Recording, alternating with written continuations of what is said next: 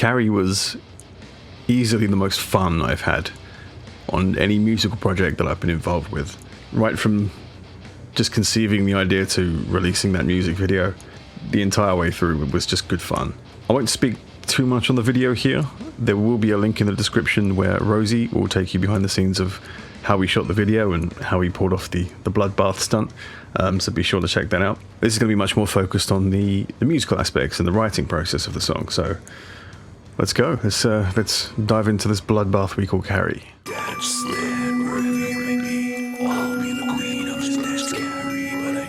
Really, the whole concept and foundation for everything we wrote was actually Aaron's brainchild. It was all him. He had the idea of, wouldn't it be cool if we wrote a song that was very hymn-like? I remember the example he gave me at the time was Lord of the Dance. He sent me a short clip of him playing an idea for a melody.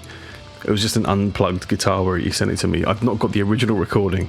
I do have this little short that he made after the fact, which kind of gives a brief overview of how things went.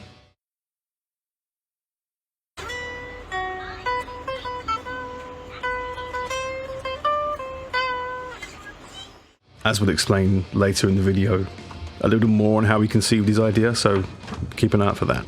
My mission then became, okay, so how do we make this ours? How do we take this initial concept and turn it into a full track? That's where the main melody for Carrie came from. It was playing around with that lead line until we had something that was more akin to a traditional vocal melody.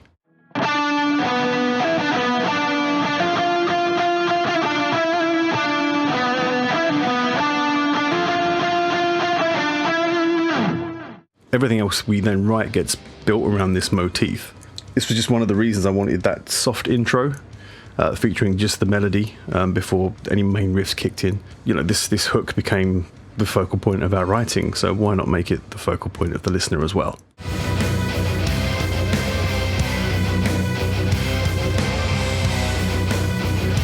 Carrie is played entirely in drop B, and it is played on this USA Eclipse 2. This was jacked into the 2i2 and played through the Ramfire plugin. I'm going to talk more about the bass later in the video because I have some thoughts. The riff itself is one I sitting on a hard drive for a couple of years. It was very different to what it is now. It was much quicker. It was played in E standard. I was just writing some sort of thrash inspired riffs, and this was one of them.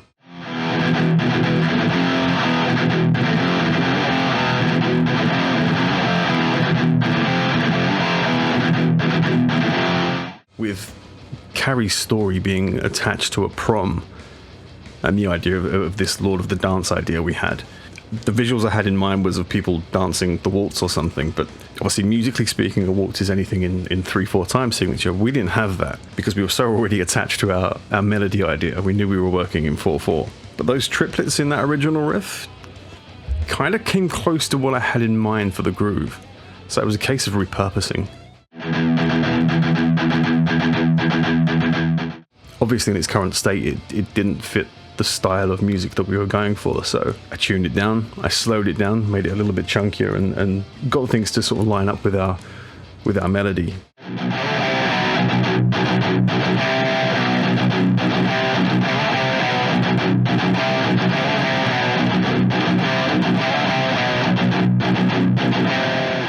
So now we've got this central melody and a nice chunky riff to build everything around. So now it's about finding those connective tissues to turn it into a full song.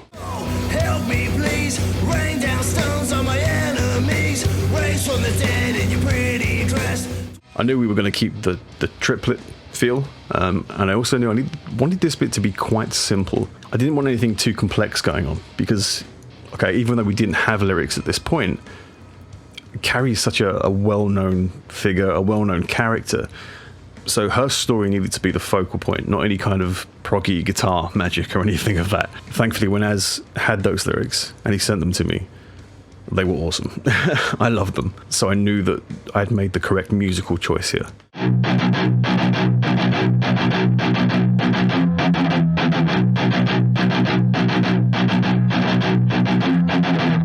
Of course, you still want the riff to evolve a little so it doesn't just fatigue the listener. Things need to change a little bit. So in that second half, I'm just opening up on those mutes, letting things hang a little bit more.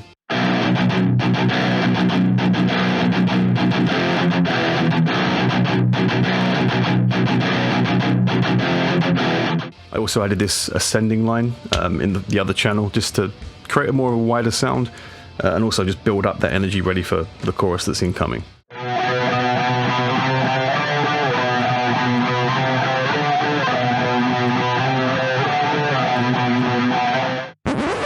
I do, however, have a confession to make here. When I added this line in, I may have forgotten to turn it down in the mix before sending it off. I cringe with embarrassment every time I hear it now because I know how loud it is. Amateur mistake on my part. For the most part, the strings and synths are just complementing what already exists. So the pads are just filling out the rhythm section, and anything lead is usually accompanying a guitar or just holding up the little melodies that come with it. I did want something a little extra here as well, which is where those bells at the turn of the bar come in.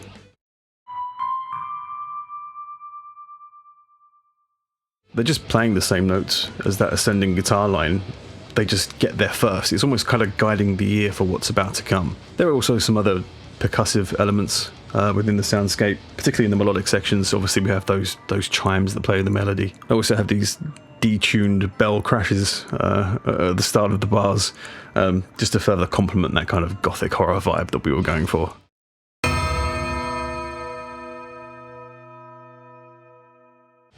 Very spooky.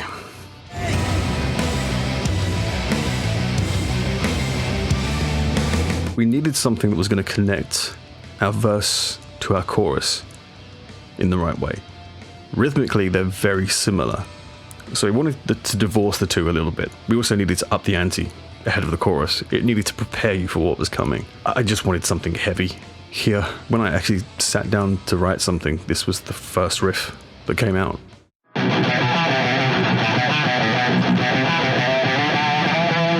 I'm really happy with it. It's only a short phrase in the song, but with that 4 on the floor underneath it just feels heavy. It's fun to play. I just think it connects the sections very well. I'm very proud of it.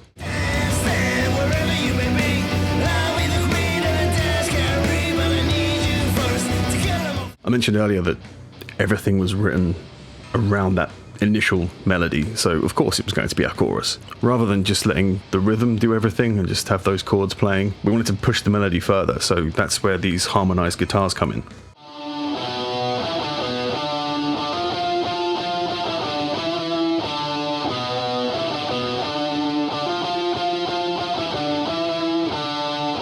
They're just octaves playing the same thing, but panned out wide just to give a little bit of width to the sound and make that chorus feel bigger. Then the rhythm then just becomes a bit of a mix of just hanging those chords open as well as through the middle chugging along with the bass and what that groove is doing. It all ended up having a really full sound. I'm very happy with what we reached here.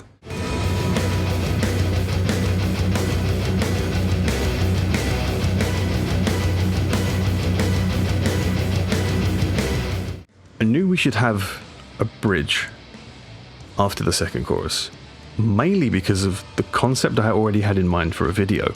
If we're going to do Carrie, surely the big moment is the bloodbath, right? I had the visual concept in my head so much so that I'd already begun storyboarding and sketching ideas of how we could reach that point.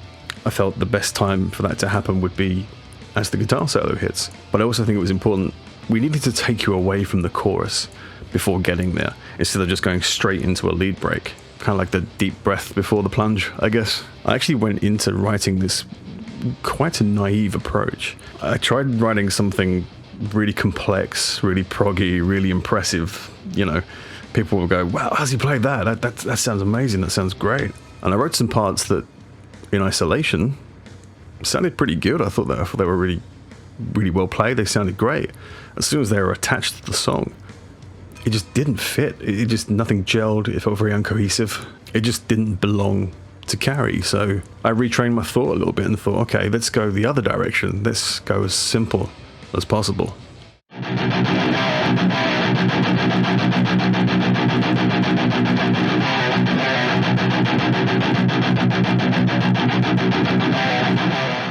As you can see, it's basically just chugging.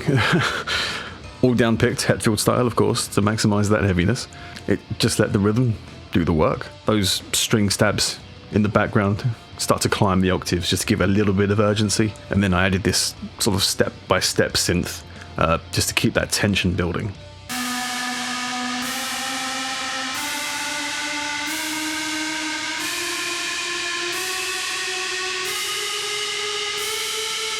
With hindsight, I'd like to have blended the synth a little more, so instead of stepping through the notes, it felt more like a kind of constant ascendancy. I think even with that, I still think we achieved what we were going for here. It's simple, but it's effective. If there's any advice I could impart to any new musicians or engineers, for whatever my advice as an amateur may be worth, always serve the song. Your ego doesn't matter. Just write what complements the music, even if it is something just as simple as this.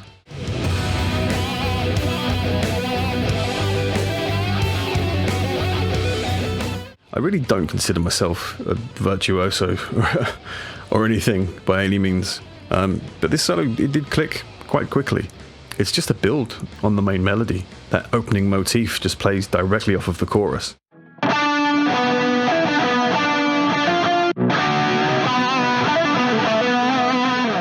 That double stop just gives that same note that little extra bit of aggression that I think it needs at this point.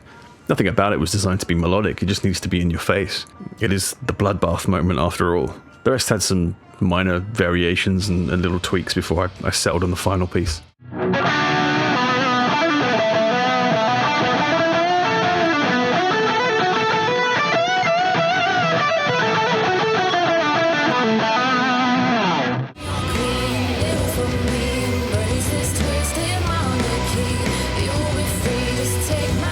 This was the very last section we wrote. For a long time, the guitar solo just broke straight into the final chorus and off it went. Pretty early on, me and Aaron were discussing the idea of actually having Carrie appear and actually having her as a character in the song. I'd done some videos with my cousin Rosie during lockdown.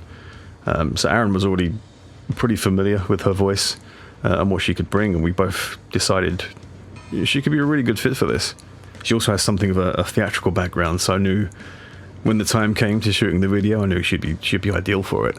However, she did only initially feature as a character in the final chorus, but it just wasn't enough. We needed to give her some more stage time, so to speak. So this is where I began crafting this section of the song for her, in order for her to step forward and take the lead for a little bit. These were the only lyrics that I wrote for the song. Everything else was written by Az. More on that later. Coming out of the solo and thinking a quiet drop after this point would probably be the best thing before going back into any final chorus. I just wanted to lean into the heavy idea here, make it quite chaotic. It's all formed from the same notes of the main riff, it's just leaning into those power chords being the impact point.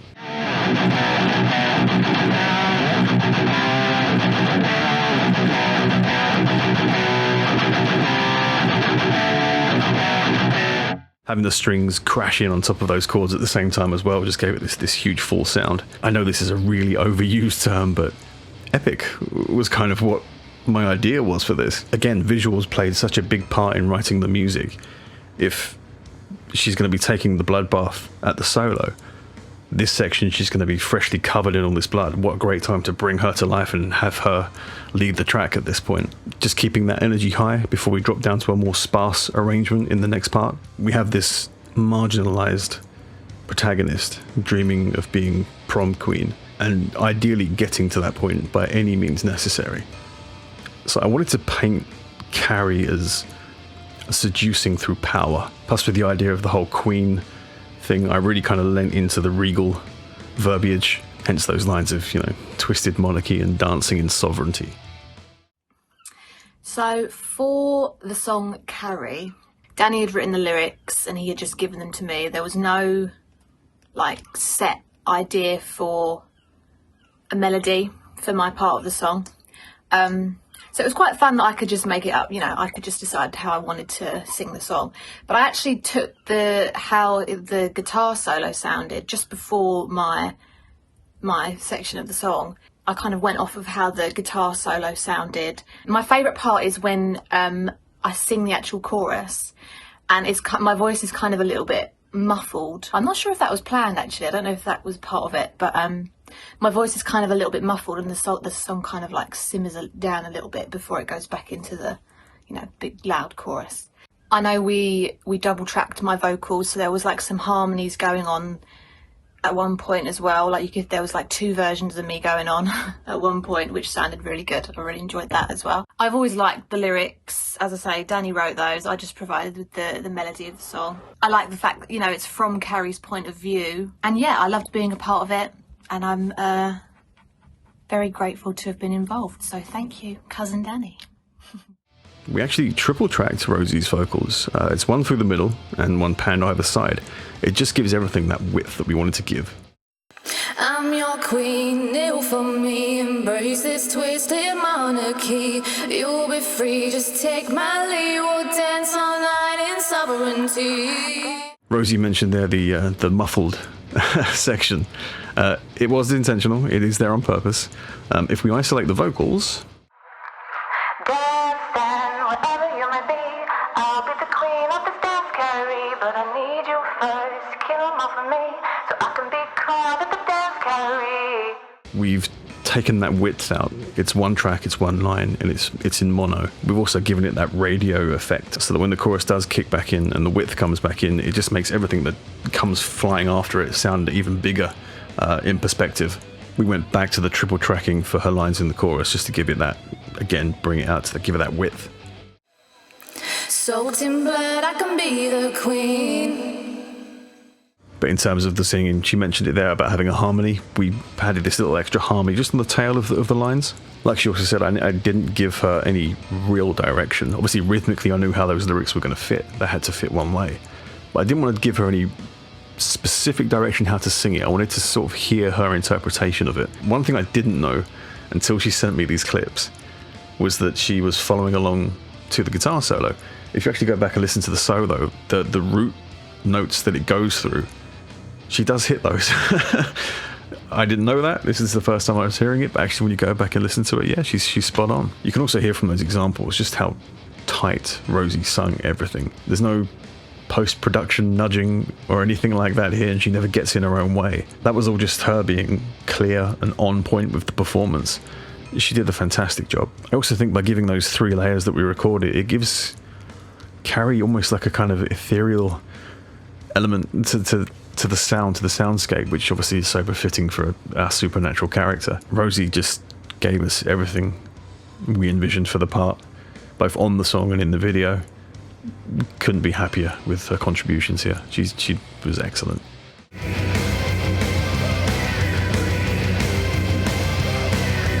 The outro was heavily influenced by March of Mephisto by the band Camelot. The outro is just the main riff, but instead of hanging those chords, there's these extra chugs that keep it going.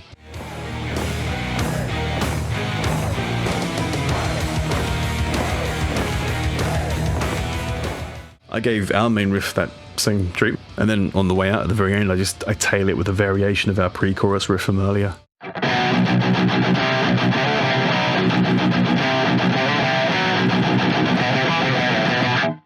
It all just wraps up into a nice big heavy goth rock package.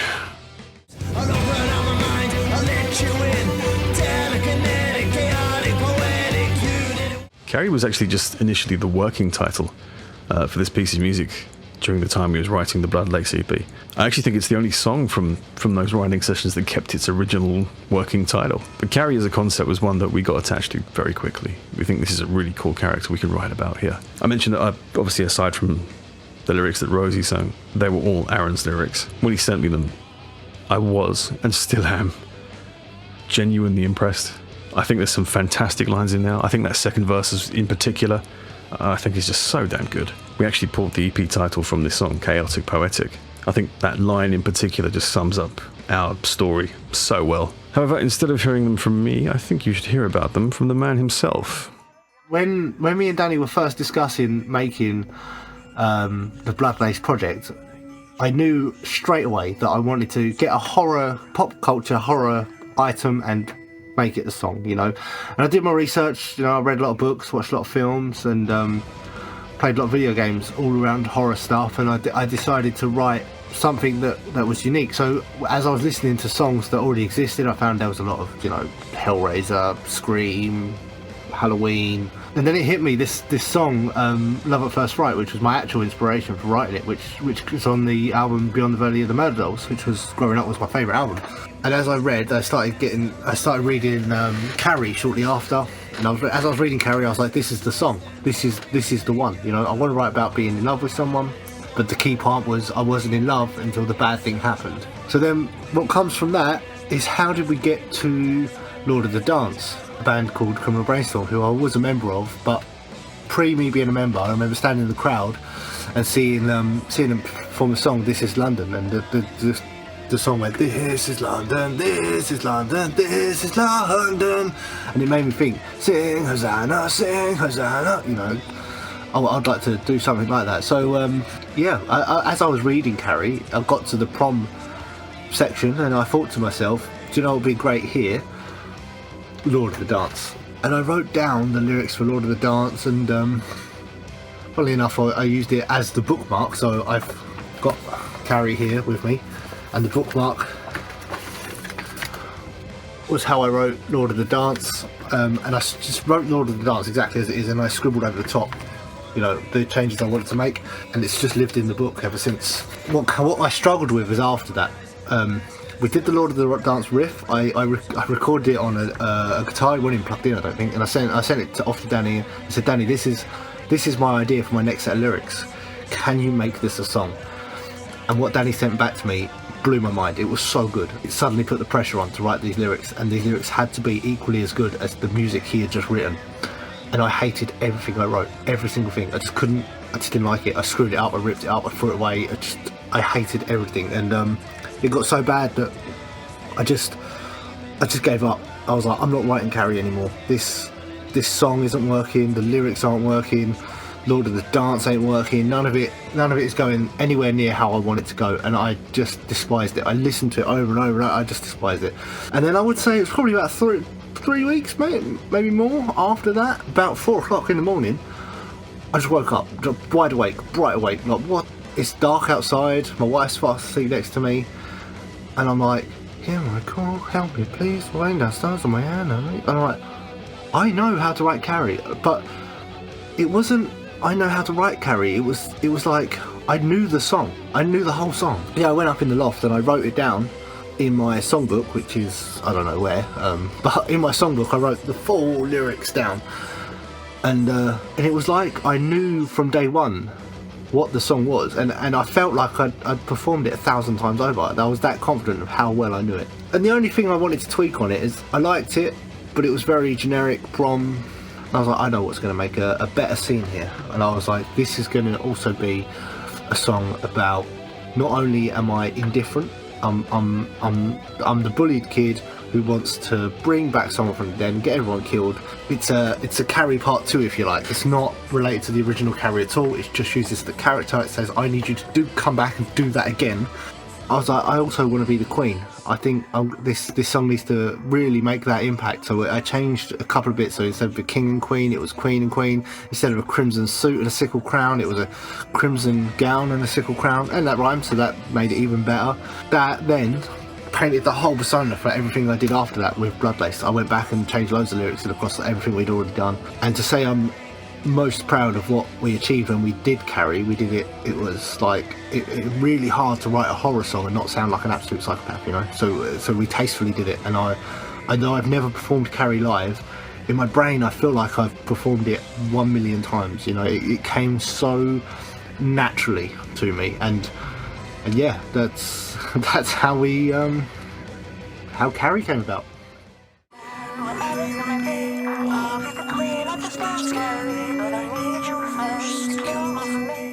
I mentioned earlier that I was going to put off talking about the bass, and that's because in the final song I hate it. It's not playing, it's me playing on the track, and when you listen to it in isolation it's fine, it's played perfectly well. I'm quite satisfied with what I've played. It's nothing too intricate, but I think it does the job well. It's the technical elements, it's poor EQ and it's poor compression on my part. It comes down to two things. One was kind of how we were mixing the track, and I have this criticism for everything that was on that EP. There was a lot of back and forth with the ideas, sending it across in isolation between me and Aaron, listening to it on very different devices, and how it was going to sound and how that overall soundscape was going to come across. And I also think there was probably some indecision. But I think largely it comes down to point 2, which is inexperience on my part. I was at a point where I didn't trust my abilities or my ears. Until that point, the vast majority of work I had done was all cabinets or guitars, acoustic guitars in particular. I've done some percussive elements and I've done a couple of drum kits. But the real meaty bottom end of songs was still relatively new to me. Obviously, since this was done several years ago, I've worked on quite a few projects since then, and I've got a lot better. I kind of know what I'm doing now, sort of. But yeah, back then, not so much. I still have all of the original recordings. There's still a huge part of me that wants to go back and polish this track up in the way that I think it deserves. Mainly, if anything, just to measure my own progress, I guess. Maybe that's something for the future. Watch this space, I guess. There's also a couple of little oversights, like that riff in the verse that I left too high. There's some other little things that I think the casual listener probably wouldn't even notice, but to me they stand out so much. Those negatives, though, take nothing away from the fun and fulfillment I had working on this song. From conception to release, it was such a pleasure. Working with Aaron, Rosie on the song itself, and then with Sean, Blake's partner Kat helping on the day as well for the video, and of course our director Kevin, everyone that was involved in bringing our Carrie to life. I'm genuinely grateful to you for making this such a fun and fulfilling project to work on. It was an incredibly fulfilling musical experience. So that was Carrie. Be sure to check the links in the description for the official music video. There's also a little behind the scenes with Rosie where she showed you how we pulled off the bloodbath stunt on the day. So yeah, until the next one. Thanks for watching.